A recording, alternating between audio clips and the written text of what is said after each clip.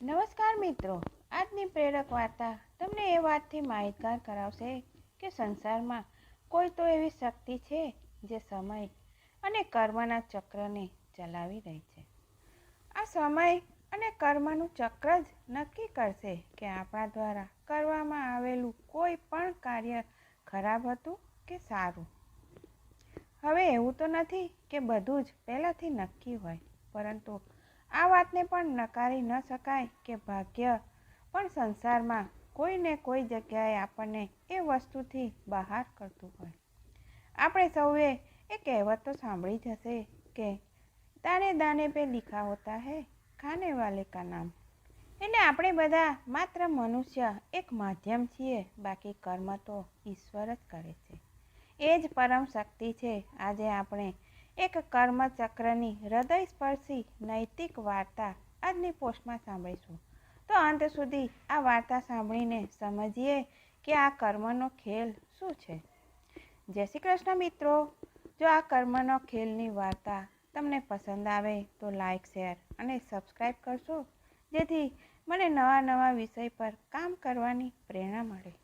એક ધનવાન શેઠ હતા, જેઓ તિરુપતિ બાલાજીના પરમ ભક્ત હતા, જે દરરોજ સવારે પોતાની ગાડીમાં બેસીને તિરુપતિ બાલાજીના મંદિરે જતા.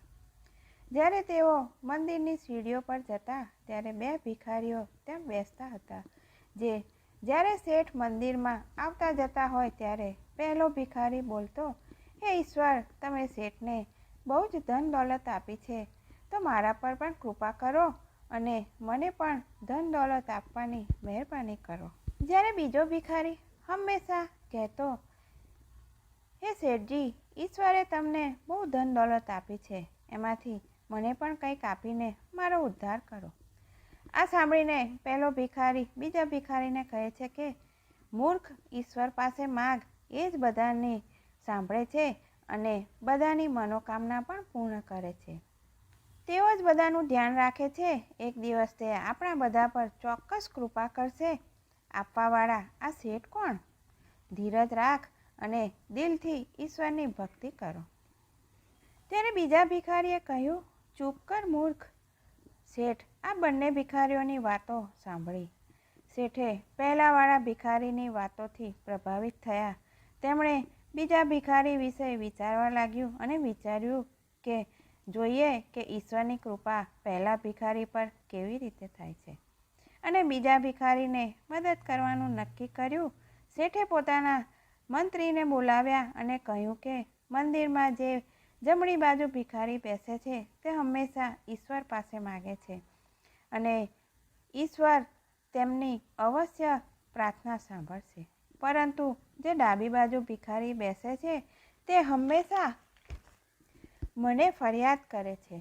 તો તમે તેને એક મોટા વાસણમાં ખીર ભરીને તેમાં સોનાના સિક્કા મૂકીને તેને આપી આવો. મંત્રીએ એમ જ કર્યું. ભિખારીને ખીર આપી અને તે ભિખારી ખુશ થઈ ગયો. તે ખીર ખાવા લાગ્યો. ખીર ખાતા ખાતા તેણે સામે બેઠેલા પહેલા ભિખારીને કહ્યું, આવ્યો મોટો ઈશ્વર આપશે એમ કહેવાવાળો, જોયું ને, શેઠ પાસે મેં માગ્યું તો મને મળ્યું, અને તને શું મળ્યું? એમ કહી તે ખીર ખાવા લાગ્યો. ખાતા ખાતા તેનું પેટ ભરાઈ ગયું અને તેણે વધેલી ખીર પહેલા ભિખારીને આપી દીધી અને તે વાસણ પણ તેને આપી દીધું અને કહ્યું કે તું પણ ખાઈ લે. એટલું બોલીને તે બીજો ભિખારી ત્યાંથી ચાલ્યો ગયો. બીજા દિવસે શેઠ ત્યાં આવ્યા અને જેને ખીર આપી હતી તે ભિખારી તો ભીખ માગવા જ બેઠેલો હતો, અને પહેલો ભિખારી જે ઈશ્વરમાં માનતો હતો તે ત્યાં ન હતો. તેમને નવાઈ લાગી અને તેમણે જોયું તો પહેલો ભિખારી ગાયબ હતો.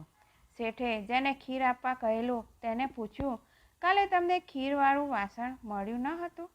ભિખારી બોલ્યો, હા, તમારા મંત્રી મને ખીરવાળું વાસણ આપી ગયા હતા. તમારી ખીર બહુ સ્વાદિષ્ટ હતી. મેં ખૂબ પેટ ભરીને ખાધું. અને પછી શેઠે કહ્યું, તો એના પછી શું થયું?